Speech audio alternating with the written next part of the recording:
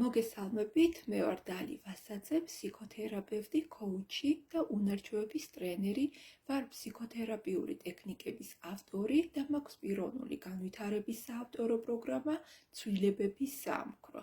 ამ ვიდეოთი ვაგრძელებ ახალ საავტორო პროგრამას გამოცანების გამოცნობის დროა და დღეს სწორედ ერთ-ერთ გამოცანაზე ვისაუბრებ, რომელიც ბევრი ადამიანისათვის ამოუხსნელია.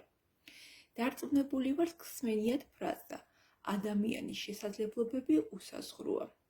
ბევრი ადამიანი მიიჩნევს, რომ ნამდვილად ასეა.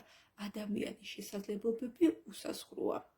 მათ რო გამყვეთ არგუმენტაციაში, შეიძლება აღმოჩნდნენ რაღაც მომენტში, როდესაც არ ქონდეთ მათ არგუმენტი თუ რატომ არის ადამიანის შესაძლებლობები უსაზღრო. და აქ მეორე საპირისპირო აზრი ჩნდება, რომ ადამიანის შესაძლებლობები არ არის უსაზღრო, მას ლიმიტი აქვს. აი ეს არის ადამიანისათვის გაურკვეველი. ადამიანის შესაძლებლობები ნამდვილად უსაზღროა, თუ მას ნამდვილად აქვს ლიმიტი. უჭირს ადამიანს ამ ორ მოსაზრებას შორის არჩევანის გაკეთება. რატომ? იმიტომ, რომ ერთ საკითხთან მიმართებაში ის თავისუფლად საუბრობს, რომ ადამიანის შესაძლებლობები უსაზღროა, ხოლო სხვა საკითხთან მიმართებაში ის პირიქით თავისუფლად საუბრობს, რომ ადამიანის შესაძლებლობებს ლიმიტი აქვს.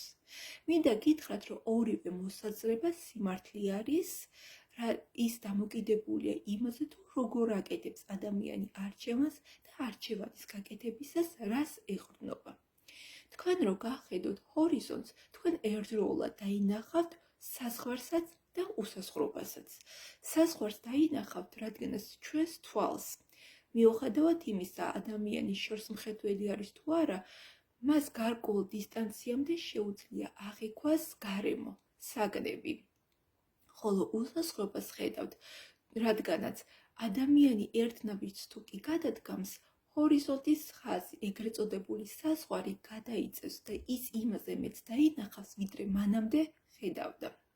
ანუ მეტაფორულად რომ თქვა, თუ კი ადამიანი ერთ ადგილას დგას და აი ამ პერსპექტივიდან რასაც ხედავს, მხოლოდ იმას თუ ეყრდნობა, მისთვის ადამიანის შესაძლებლობებს ლიმიტი აქვს.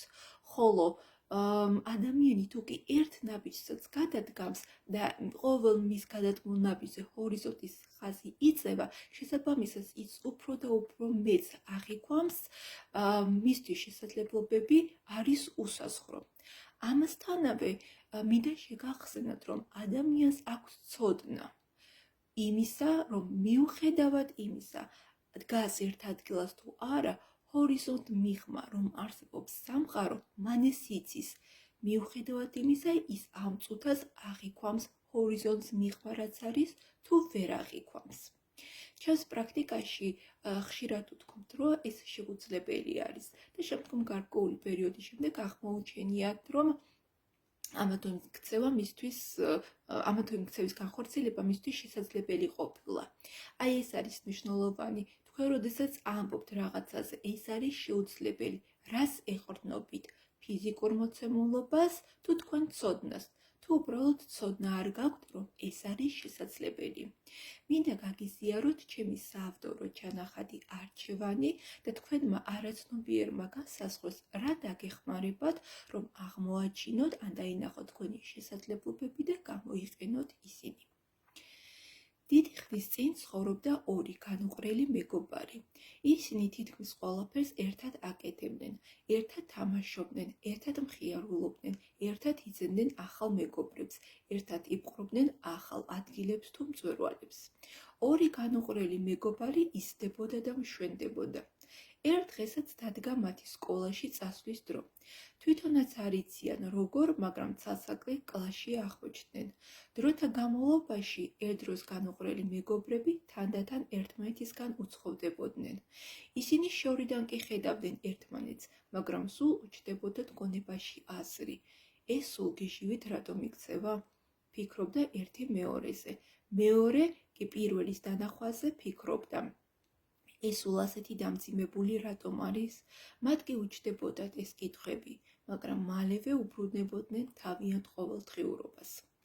ერთი მეგობარი, რომელსაც თავისუფლება ერქვა, თავისი გზა ენახა. ის ამ გზას ინერციით მიყვებოდა და დროთა განმავლობაში ფორმას იცვლიდა. მეორე მეგობარსაც, რომელსაც პასუხისმგებლობა ერქვა, მასაც თავისი გზა ენახა. ისიც ინერციით მიყვებოდა გზას და დროთა განმავლობაში ძალიან ბევრი ბორკელი დაუგროვდა მას. ერთი საერთო, რაც შენარჩუნებული ჰქონდათ, იყო ის, რომ ორივე ისე შეიცვალა განსაკუთრებით გარეგნულად, რომ საკუთარი თავის მიმართად კი ჰქონდათ გაუცხოების განცდა. მათ ბევრი იარეს თუ ცოტა იარეს, ერთ მშვენიერ მსიან დღეს ისინი კვლავ შეხვდნენ ერთმანეთს. ისე აღმოჩნდა, რომ გრძელი გზის შემდეგ ორივემ ერთ ადგილას შეისვენა. მათ ერთმანეთი ვერ იცნეს, მიუხედავად იმისა, რომ ერთმანეთთან დიდხანს ისაუბრეს. ორივე წერდა რაღაცას ფურცლზე, რას არც ერთმა არ იცოდა, მაგრამ ორივე დაინტერესდა ერთმანეთის ნაწერით. მათ შეხედეს ერთმანეთს და ფურცლები გაცვალეს. ორივემ გახსნა ფურცლები და ხმამაღლა წაიკითხა არჩევანი. ისინი წამიერად შეჩერდნენ. მერე ორივე მხიარულად გაიცინა და ერთმანეთს თავი დაუკრეს. მათ გააკეთეს არჩევანი და ისევ ერთად ხელჩაკიდებულებმა გაუყვნენ ახალ მათ მიერ არჩეულ გზას. ახლა უკვე არჩეულ თანამგზავრთან ერთად ახალი თავგადასავლებისთვის. დაფიქრდით, გაიაზრეთ და არჩევანი, რომელიც ოდესღაც მიიღეთ, შეცვალეთ ეს არჩევანი, რადგანაც თქვენს მიერ არის ეს არჩევანი მიღებული და თქვენმე შეგიძლიათ მისი შეცვლა.